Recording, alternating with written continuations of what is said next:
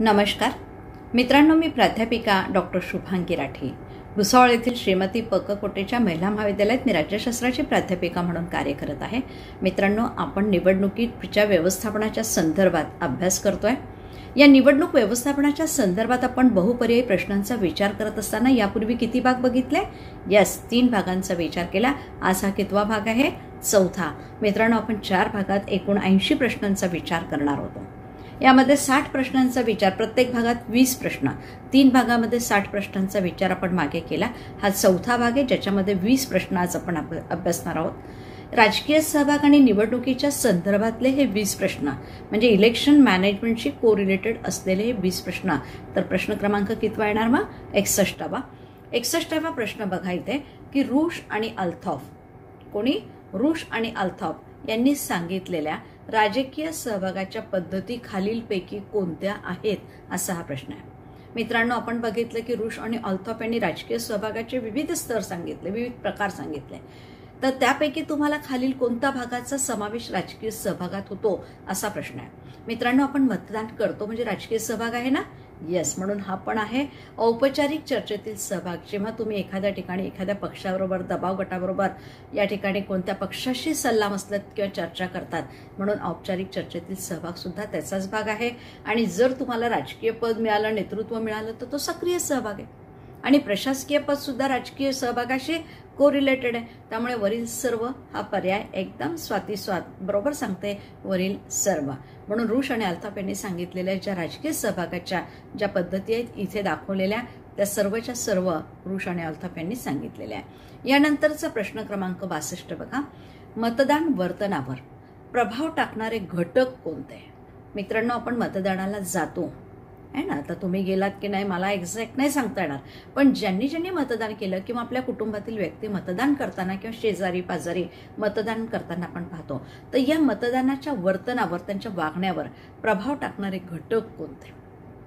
धर्म, उत्पन्न, जात, वरील सर्व। काय म्हणतात, धर्माचा प्रभाव जाणवतो कधी कधी, कारण धर्माचा सुद्धा आधार आपण बघा मतदान करताना कधी कधी नाही आपल्या धर्माचे लोक आहेत, कधी उत्पन्नाचा विचार होतो, पैसे मिळाले की नोट आणि ओटचा कोरिलेशन आहे, जातीचाही प्रभाव आपल्याला पाहायला मिळतो आहे ना। म्हणून हे सगळे वरील सर्व, हे उत्तर बरोबर सांगते स्नेहा इथे, वरील सर्व। शारदा, प्रश्नाकडे लक्ष द्या। खालीलपैकी कोणती राजकीय उदासीनतेची कारणे आहेत ते सांगा। आज आपण पाहतो अनेक लोक राजकीय दृष्ट्या उदासीन असतात, म्हणजे पॉलिटिकल अपॅथी त्यांच्यामध्ये का आहे? कारण उदासीनता येण्याची अनेक कारणं आहेत। त्या कारणांपैकी कोणतं कारण आहे? कारण बऱ्याच वेळेस आपण पाहतो काही व्यक्ती मतदानाला सुद्धा जात नाही किंवा राजकीय चर्चेत भाग घेणार नाही, कुठेच काही करणार नाही। म्हणजे ही जी उदासीनता आहे ही का आहे, त्याची कारणं कोणती आहेत, त्याच्या संदर्भात विचारलेलं आहे। राजकीय कृतीच्या परिणामाची भीती, जर आपण राजकारणात घेतलो तर काही परिणाम होतील का?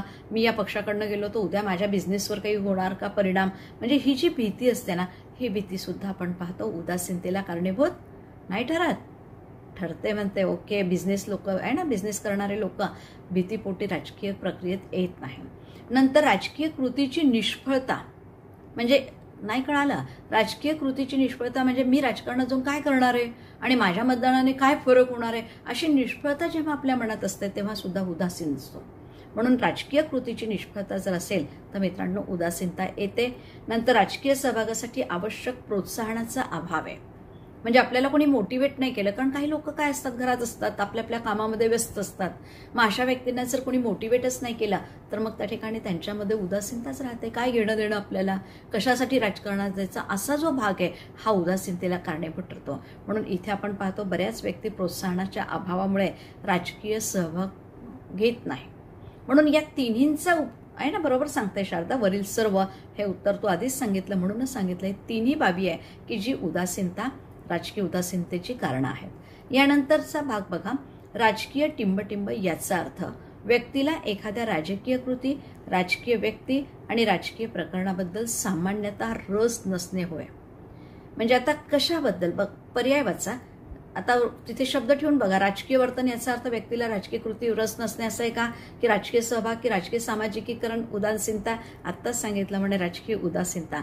बघा लक्षात घ्या की जेव्हा राजकीय उदासीनता असते ना, तर या उदासीनतेचाच अर्थ आहे की एखाद्या व्यक्तीला एखाद्या राजकीय कृतीमध्ये, राजकीय व्यक्तीमध्ये किंवा राजकीय कोणतंही कार्य असेल, प्रकरण असेल, त्याबद्दल सामान्यतः रस नसणे, याला आपण काय म्हणतो, उदासीनता, ज्याला इंग्लिशमध्ये आपण काय म्हणतो, ॲपॅथी. ओके.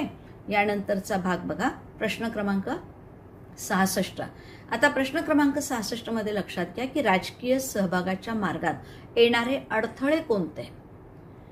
मित्रांनो, आपल्याला सहभाग घ्यायचा आहे राजकारणामध्ये, पण अडथळे येतात, तर मग हे अडथळे कोणते आहेत असा हा प्रश्न आहे. शिक्षण, उत्पन्न, सामाजिक परिस्थिती की वरील सर्व. काय म्हणतात, शिक्षणाचा अडसर नाही, शिक्षणाचा अडसर कधी कधी निर्माण होतो, कारण आपल्यामध्ये जर अधिकारांची जाणीव नसेल तर आपण त्या ठिकाणी सहभागी होत नाही, म्हणून शिक्षण सुद्धा आपल्यामध्ये काही वेळेस अडसर ठरतो. आणि म्हणून शिका, जागरूक व्हा, आपल्या अधिकारांची जाणीव करून घ्या, आपल्या मताची किंमत ओळखा, हे शिक्षणातनं प्राप्त होऊ शकतं. दुसरी गोष्ट मित्रांनो, बरोबर सांगते, उत्पन्न का, कारण पैसे असेल तर आपण मतांसाठी हिंमत करू शकतो, कारण अलीकडच्या काळामध्ये पैशांशिवाय इलेक्शन लढवणं इतकं सोपं राहिलंच नाही असं लोकांचं मत पडत आहे. म्हणून राजकीय सहभागाच्या मार्गात उत्पन्न नाही, ज्याच्याकडे पैसा नाही, अशा व्यक्ती निवडणुकीच्या भानगडीत पडत नाही ना, बरोबर सांगताय, म्हणून अडथळा आहे.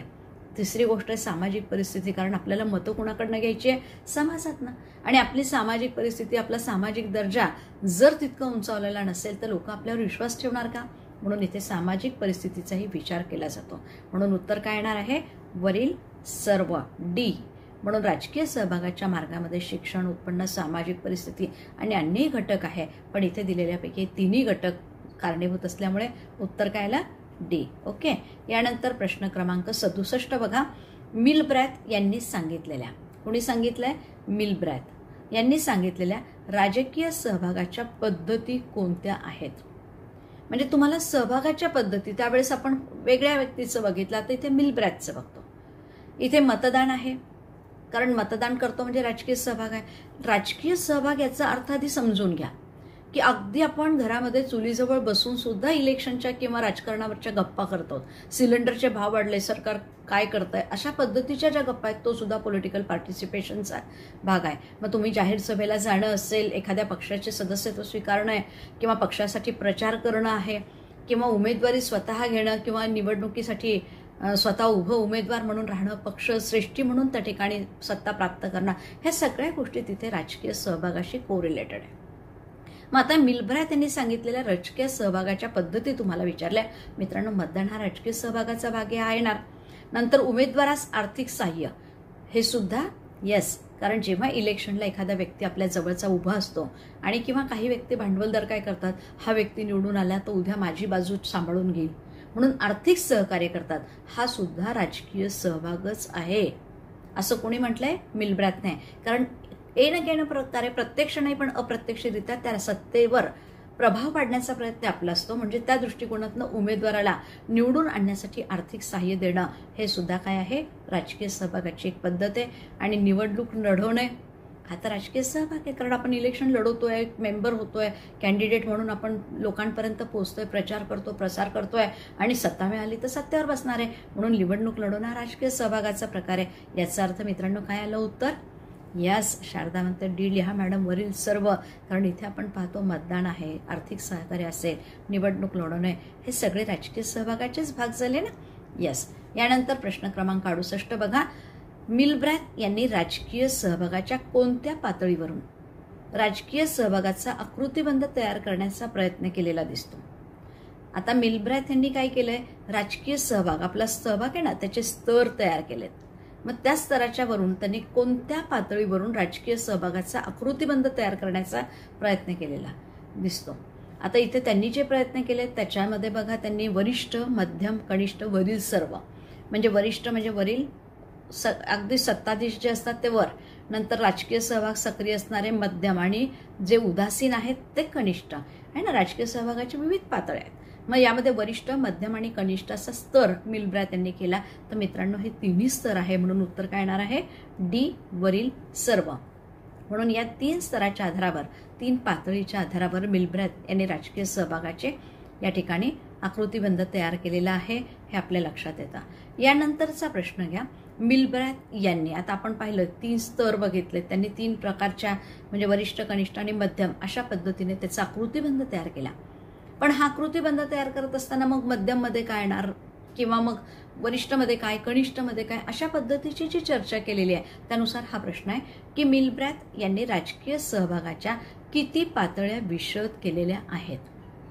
म्हणजे 3 इथे काय केले आपण, 3 पातळ्या सांगितल्या की वरिष्ठ, मध्यम आणि कनिष्ठ.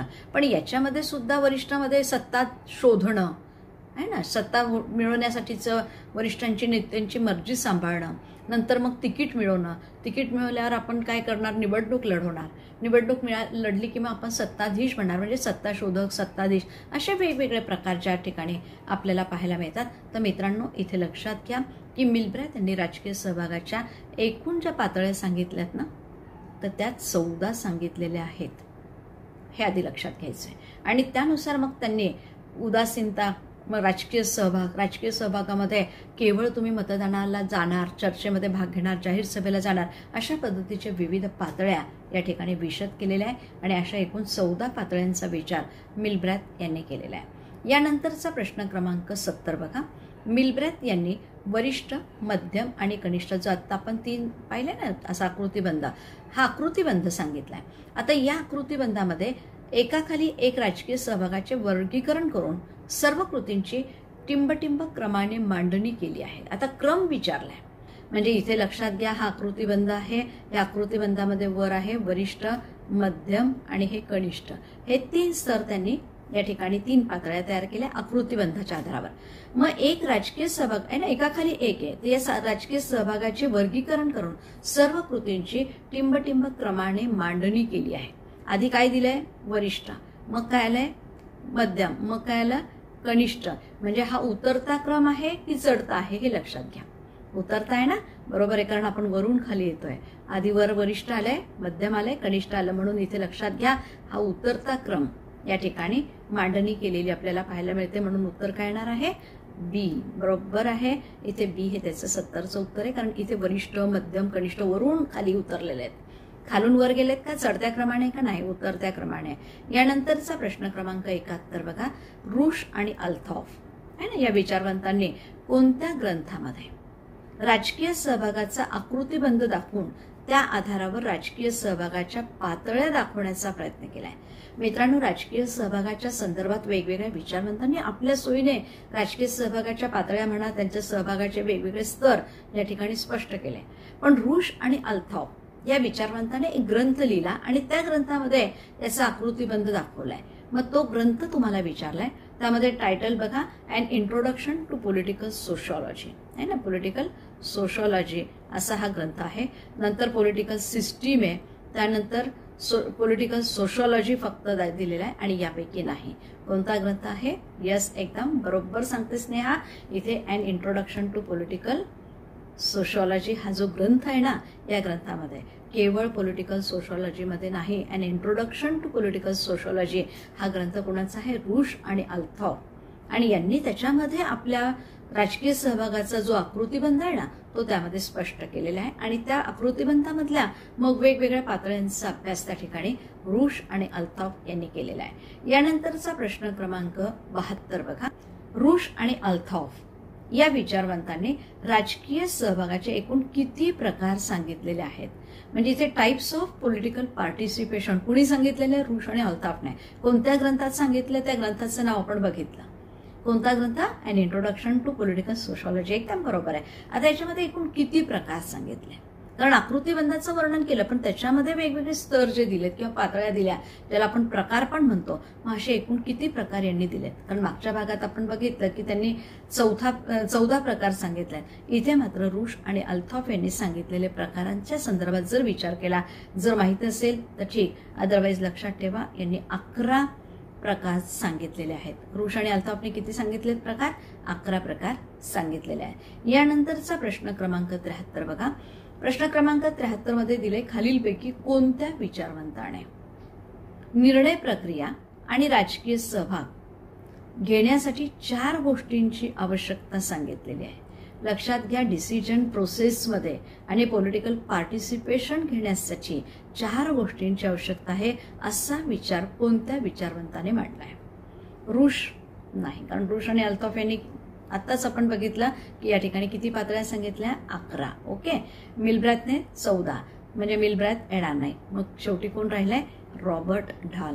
तर मित्रांनो, रॉबर्ट ढाल यांनी 4 गोष्टींची आवश्यकता सांगितलेली आहे निर्णय प्रक्रिया आणि राजकीय सहभाग घेण्यासाठी, है ना.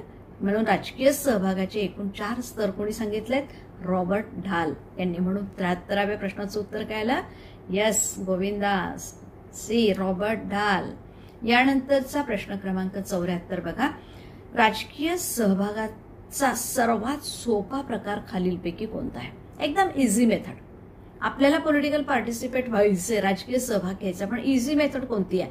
मतदान करणं, एखाद्या पक्षाचं सदस्यत्व स्वीकारायचं, की जाहीर सभेला उपस्थिती द्यायची, की यापैकी नाही? बरोबर सांगितलं, मतदान करणं हा सगळ्यात सोपा प्रकार आहे कृष्णा. म्हणून मतदान करण्याची ही जी प्रक्रिया आहे ना, अगदी जायचं, कोणीतरी बोलवायला आलं तर जायचं असं नाही, आपल्या स्वेच्छेने पण जायचं आहे. म्हणून कोणाची गाडी आली म्हणूनच जाणार असं नाही, पण सगळ्यात सोपा इझी मेथड. कारण पक्षाचं सदस्यत्व स्वीकारा म्हणजे फी भरा, बाकीच्या सगळ्या गोष्टी आल्या, जाहीर सभेला जा म्हणजे वेळेचं बंधन आलं, सगळ्या गोष्टी आल्या. पण मित्रांनो, मतदान करणं म्हणजे जाणं, मतदान करणं, आपल्याला आवडेल तो प्रतिनिधीला मतदान करणार आणि आपण येणार. म्हणून हा इझी प्रकार टाईप आहे राजकीय सहभागाचा. म्हणून बरेच लोक मतदान प्रक्रियेत सहभागी होतात, पक्षाच्या मीटिंगला जात नाही, सदस्यत्व स्वीकारत नाही, ह्या सगळ्या गोष्टी आपण पाहतो. यानंतर आपण प्रश्न क्रमांक 75 बघणार. प्रश्न क्रमांक 75 मध्ये काय दिलं की मतदाराच्या वर्तनावर, म्हणजे आपण समजा वोटर आहोत आणि आपल्या वागण्यावर किंवा वर्तनावर खालीलपैकी कोणत्या घटकांचा प्रभाव पडतो ते ओळखा. कारण आपलं वागणं जे असतं ना मतदाराच्या बाबतीतलं एक वोटर म्हणून, तर तिथे आपल्या घटकावर म्हणजे आपल्या मतावर कोणाचा प्रभाव पडतोय असा प्रश्न आहे. इथे आपल्या कुटुंबाचा प्रभाव पडतो का? आपले घरचे लोक सांगतात ना याला मत द्यायचं वगैरे. काही वेळेस आपली मूल्य असतात की नाही हा व्यक्ती योग्य आहे माझ्या दृष्टिकोनातून, म्हणून मूल्याचाही प्रभाव पडतो. काही वेळेस एखाद्या व्यक्तीचं नेतृत्वच इतकं प्रभावी असतं त्याचाही प्रभाव आपल्याला पडताना दिसतो ना. येस. म्हणून कुटुंब, मूल्य असतील, नेतृत्व असतील, जात असेल, धर्म असेल, हे मागचे घटक आपण पाहिले. तसंच इथे मित्रांनो कुटुंब, मूल्य, नेतृत्व याचा प्रभाव सुद्धा मतदाराच्या वर्तनावर पडतो. म्हणून उत्तर काय आलं? शारदा, डी वरील सर्व. ओके. आता मीरा तुझ्यासाठी प्रश्न आहे. औद्योगिकीकरण आणि नागरीकरण, इंडस्ट्रियलायझेशन अँड सिव्हिलायझेशन ना झालेल्या समाजात खालीलपैकी कोणत्या घटकांचा मतदानावर म्हणजे त्याच्या मतदार वर्तनावर प्रभाव पडतो? म्हणजे इथे लक्षात घ्या, आपण शहरातले लोक आहेत, ग्रामीण भागातले नाही. इथे शहरातल्या लोकांचं इंडस्ट्रियलायझेशन झालं म्हणजे अगदी औद्योगिकदृष्ट्या प्रगत आहे आणि मोठं शहर तयार झालेलं आहे, अशा ठिकाणचा हा विचार आहे. मग खालीलपैकी कोणत्या घटकांचा मतदार वर्तनावर प्रभाव पडतो? मित्रांनो, जातीचा प्रभाव नाही म्हणतात, कारण जात जिथे शहर आहे तिथे सगळेच लोक एकमेकांच्या सानिध्यात असतात, म्हणून जात इतका प्रभावकारी घटक नाही ठरत जितका ग्रामीण भागात ठरतो. बरोबर आहे. धर्माचाही प्रभाव ग्रामीण भागात मोठा पाहायला मिळेल, शहरामध्ये कमी मिळतो. नंतर वर्गाचा, यस आहे ना, भांडवलदार आहे की त्या ठिकाणी कामगार आहे, कोणता वर्ग आहे जो आपलं प्रतिनिधित्व आपल्या मागण्या मान्य करेल असा प्रभाव मात्र आपल्याला जाणवतो. म्हणून वर्गाचा प्रभाव या ठिकाणी पडतो. कुठे? औद्योगिकीकरण आणि नागरिकीकरण झालेल्या समाजात. यानंतर वयाचा इतका विशेष प्रभाव नाही पडत, पण इथे मात्र ते वर्गाचा विचार करतात.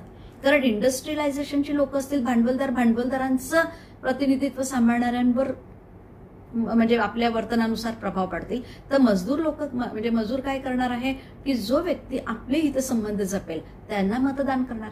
म्हणून औद्योगिकीकरण आणि नागरीकरण झालेल्या समाजामध्ये वर्गाचा प्रभाव आपल्याला मोठ्या प्रमाणात जाणवतो, हे लक्षात घ्या. ओके. म्हणून प्रश्न क्रमांक 76चं उत्तर काय आलं? स्नेहा, यस वर्ग. ओके, म्हणजे सी. यानंतरचा प्रश्न क्रमांक 77 बघा. मॉरिस रोशनबर्गने, कोण आहे? मॉरिस रोशनबर्गने राजकीय उदासीनतेची सांगितलेली कारणे कोणती? काही व्यक्ती राजकारणामध्ये सहभागी नाही होत, त्याची वेगवेगळ्या विचारवंतांनी वेगवेगळी कारणं आपल्या आपल्या परीने सांगितली. पण इथे मॉरिस रोशनबर्गने जी कारणं सांगितली त्यापैकी कोणतं कारण आहे की व्यक्ती राजकारणामध्ये सहभागी होत नाही? आता राजकीय कृतीच्या परिणामांची भीती आपण मागेही पाहिलं, तो विचार मॉरिस रोशनबर्गचा पण आहे. राजकीय कृतीची निष्फळता त्यांचं कारण आहे. राजकीय सहभागासाठी लागणाऱ्या प्रेरणेचा अभाव, हे सगळी कारणं मॉरिस रोशनबर्गने सांगितली. म्हणून मित्रांनो उत्तर काय आलं? डी. कारण उदासीनता असते ना भीतीमुळे, किंवा आपल्याला असं वाटतं काय माझ्या राजकारणात जाऊन काय फायदा आहे का, आहे ना, निष्फळता वाटते. आणि काही वेळेस आपल्याला मोटिवेट करणाऱ्या व्यक्तीचा अभाव असतो. म्हणून ही उदासीनतेची कारणं जनरल जी सांगितली जातात ते कोणी सांगितले? मॉरिस रोशनबर्गने. यानंतर प्रश्न क्रमांक 78 बघा, राजकीय सहभागाचे अडथळे सांगा. प्रश्न तोच आहे, मागे येऊन गेला की आपला राजकीय सहभाग आहे त्याच्यामध्ये काय अडथळे, फक्त थोडेसे अडथळे वेगळे चेंज झालेले आहे. आता मतदानाविषयीच्या अटी असतील तर हा अडथळा आपल्याला येतोच ना. जर तुम्हाला काही कंडिशन्स टाकल्या तर तुम्ही काय म्हणाल, जाऊ द्या मला निवडणुकीच्या भानगडीत पडायची इच्छा नाहीये, कारण मतदानाच्या अटी आहेत तिथे, म्हणून हा आहे. शैक्षणिक दर्जा सुद्धा आपल्याला त्या ठिकाणी अडथळा बनतो. विरोधी विचारधारा असेल, आपल्याला ज्याची इच्छा असेल की आपण समजा म्हणजे मजूर वर्गातले असो, तर आपल्याला वाटतं श्रमिकांची बाजू सांभाळणारा व्यक्ती आपल्याला निवडून आला पाहिजे, आणि त्यावेळेस तो तिथे व्यक्ती नसेल तर मग तोही अडथळा येतो. म्हणून विरोधी विचारधारा सुद्धा असते. जिथे लोकशाहीची अपेक्षा असते तिथे हुकुमशाहीची विचारसरणी असलेला व्यक्ती असेल तर मित्रांनो इथे सुद्धा राजकीय सहभागामध्ये अडथळे येतात. म्हणून विरोधी विचारधारा, अशा पद्धतीने उत्तर काय आलं? यस, वरील सर्व. म्हणून मीरा सांगते वरील सर्व डी लिहा. 78चं उत्तर यस, एकदम बरोबर आहे. आणि प्रश्न क्रमांक 79 बघा, भारतीय संविधानात लक्षात घ्या, इंडियन कॉन्स्टिट्यूशनमध्ये कोणत्या वर्षी म्हणजे इन विच इयर पक्षांतर बंदी कायदा करून दुरुस्ती करण्यात आली? पक्षांतर बंदीचा कायदा कोणत्या वर्षी करण्यात आला हा प्रश्न आहे. कारण आपल्या भारतामध्ये पूर्वी कसं होतं, आयाराम गयाराम, कधी या पक्षात तर कधी त्या पक्षात, निवडून यायचं काँग्रेसकडनं जायचं बीजेपीमध्ये, किंवा बीजेपीकडनं आलो निवडून आणि दोन महिन्यामध्ये आपण दुसऱ्या पक्षात जाणार. ही जी सत्ता पालट होती याच्यावर कुठेतरी बंदी आणावी. आणि या दृष्टिकोनातून आपण पाहतो की हा पक्षांतर बंदीचा कायदा कोणत्या पंतप्रधानांच्या काळात झालाय? यस, राजीव गांधींच्या काळात झालेला आहे. पण आता तुम्हाला इथे काय विचारलं, कोणत्या वर्षी? मग प्रश्नाचे पर्याय बघा, 1985, 1982, 1996, 1999. काय म्हणतात, हे दोन्ही तर येणारच नाही. मग आता हे दोन पैकीच आहे, पण बरोबर आहे 1985 हा पक्षांतर बंदीचा कायदा करण्यात आलेला आहे. मित्रांनो, आजच्या या भागातला आणि आजच्या आपल्या या सिलेबसमधला शेवटचा प्रश्न आपण घेणार, जो अलीकडच्या निवडणूक आयुक्ताच्या संदर्भात बघणार. कारण कधी कधी सध्या आयुक्त कोण आहेत असाही प्रश्न येऊ शकतो. पण मग सध्या आपल्याकडे 2018 पासून जे आयुक्त नियुक्त झालेत ते सध्या कार्यरत आहे. म्हणून प्रश्न काय विचारलाय, सध्या 2018 पासून भारतीय निवडणूक आयोगाच्या प्रमुख निवडणूक आयुक्तपदी असलेली व्यक्ती कोण आहे? म्हणजे who is the election commissioner, असा हा प्रश्न आहे. म्हणून इथे लक्षात घ्या, पर्याय Sunil Arora, B Omprakash Rawat, C Achal Kumar Jyoti and D Naseem Zaidi. Yes, बरोबर सांगते आहे ना, सुनील अरोरा. धनश्री एकदम प्रॉपर आहे. सुनील अरोरा हे सध्या आपल्याकडे कमिशनर आहेत, इलेक्शन कमिशनर आहेत. म्हणून भारतीय निवडणूक आयोगाच्या प्रमुख निवडणूक आयुक्तपदी असलेली व्यक्ती कोण आहे? सुनील अरोरा. म्हणून पर्यायी उत्तर काय येणार आहे? ए.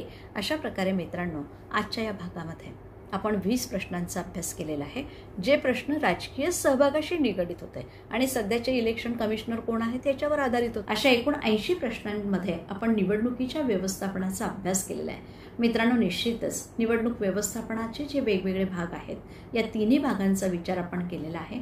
एकूण 80 प्रश्नांमधनं आपण हे तिन्ही चॅप्टरचा विचार केलेला आहे. आपणास निवडणुकीचं मॅनेजमेंट, व्यवस्थापन कशा पद्धतीने केलं जातं, हे निर्वाचन आयोगामार्फत कसं केलं जाणार, त्याची रचना यंत्रणा कशी आहे, मतदानाच्या पद्धती, राजकीय सहभाग, या सगळ्या बाबींचा विचार आपण या प्रश्नांच्या माध्यमातून जाणून घेण्याचा प्रयत्न केला. मित्रांनो, निश्चितच निवडणुकीच्या व्यवस्थापनाची माहिती आपणास समजण्यास या प्रश्नांवरनं मदत होईल अशी मला आशा आहे. आपणास व्हिडिओ आवडला तर लाईक आणि शेअर करायला विसरू नका. आपलं जेही म्हणणं असेल ना तर मित्रांनो आपल्या कमेंट्स बॉक्सला निश्चित कमेंट्स टाका, जेणेकरून पुढच्या व्हिडिओमध्ये मला सुधारणा करता येतील. आणि दुसरी गोष्ट, अद्यापही जर आपण माझं चॅनल जर सबस्क्राईब केलं नसेल तर मित्रांनो ते करून घ्या, जेणेकरून यापुढे मी जेही व्हिडिओज टाकेल ना त्याचं नोटिफिकेशन प्रथमतः आपणास प्राप्त होण्यास मदत होणार आहे. ओके, थांबूया मग. बेस्ट ऑफ लक. परीक्षेसाठी माझ्या शुभेच्छा आहेत आणि आपल्याला निश्चित पेपर चांगला जाईल अशी अपेक्षा बाळगते आणि थांबते.